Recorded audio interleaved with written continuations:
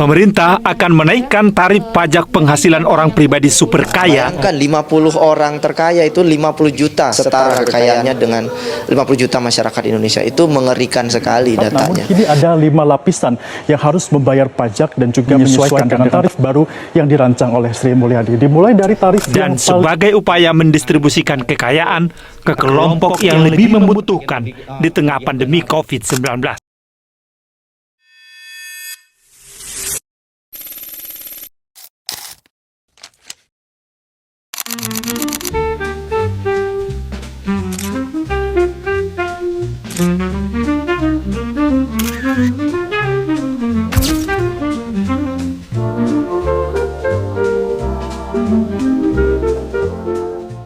Pusing banget gue, Rian.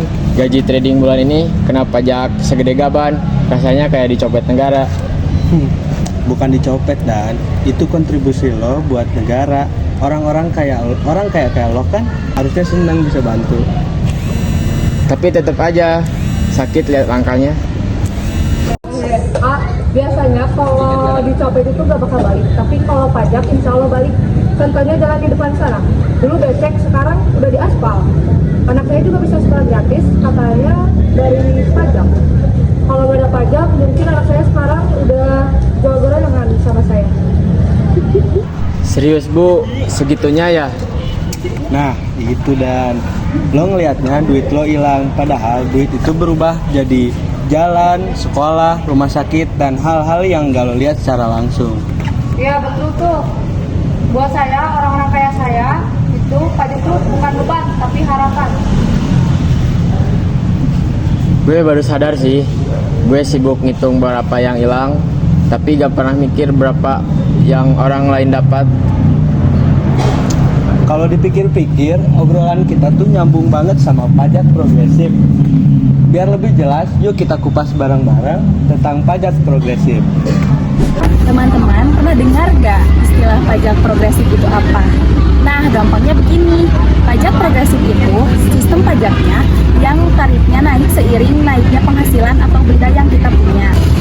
Makin besar gaji atau makin mewah barang kita, maka makin naik juga tarif pajaknya. Di Indonesia, pajak progresif diatur dalam Undang-Undang Nomor 36 Tahun 2008 tentang pajak penghasilan. Cara kerjanya gimana? Biasanya penghasilan dibagi menjadi beberapa lapisan atau income bracket. Contoh gampangnya, gaji sampai sekian juta kena tarif sekian persen. Kalau lewat dari itu, maka tarifnya naik lagi. Semakin tinggi bracket kita, semakin tinggi juga tarif pajaknya. Bukan cuma soal gaji, kendaraan beroda juga kena aturan progresif. Mobil pertama pajak standar, tapi kalau punya mobil kedua, ketiga, dan seterusnya tarifnya naik. Karena kalau gitu, biar orang nggak selalu kendaraan pribadi, otomatis orang akan tertekan pakai transportasi umum. Dampaknya polusi akan ditekan dan juga macet berkurang. Ada beberapa faktor yang harus diperhatikan, yaitu jenis kendaraan, pemeliharaan, dan pengelolaan kendaraan.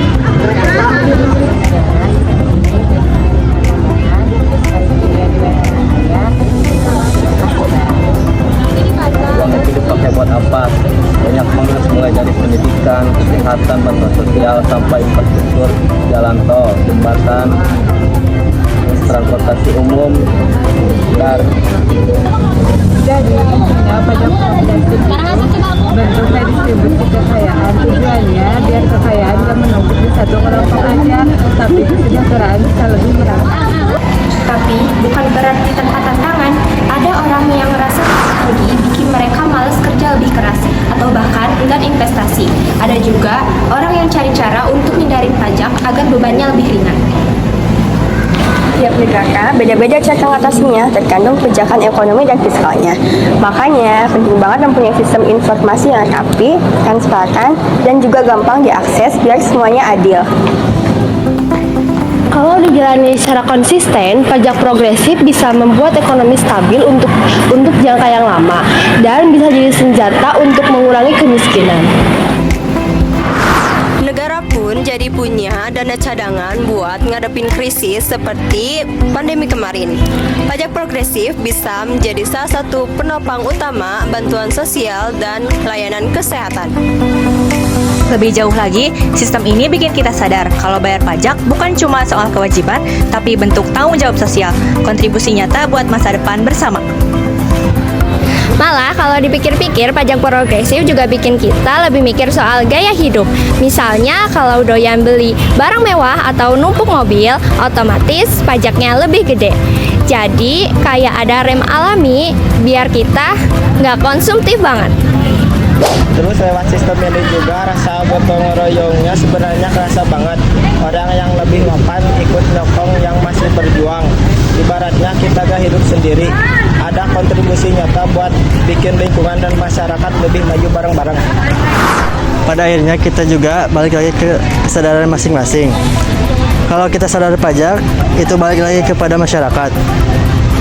Mungkin bakal terlalu banyak berat hati buat bayar. Toh manfaatnya kita juga ngerasain, entah lewat jalan yang halus,